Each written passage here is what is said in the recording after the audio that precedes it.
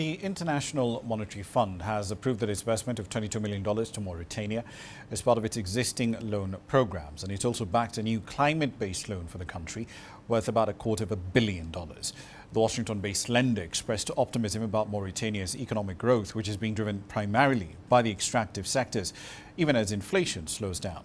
Adin Chachi tells us more.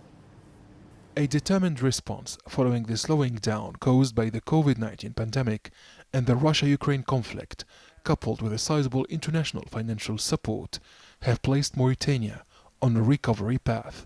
According to a statement by the International Monetary Fund, Mauritanian authorities' reform program represents a comprehensive policy package to preserve macroeconomic stability, strengthen the fiscal and monetary policy frameworks, and improve governance. The energy crisis which hit world economies in 2022 led to the erosion of the foreign exchange reserves of Mauritania's central bank. That's why the state needs the International Monetary Fund's loan and technical assistance.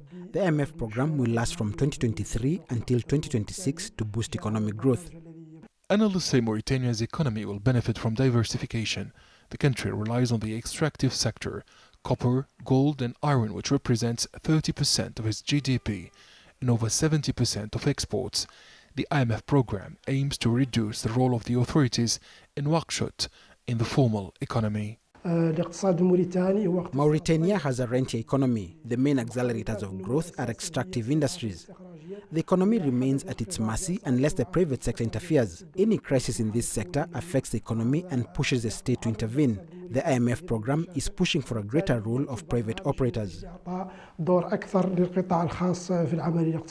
The Mauritanian authorities' IMF-supported reform program also aims to reduce poverty in the northwest African country.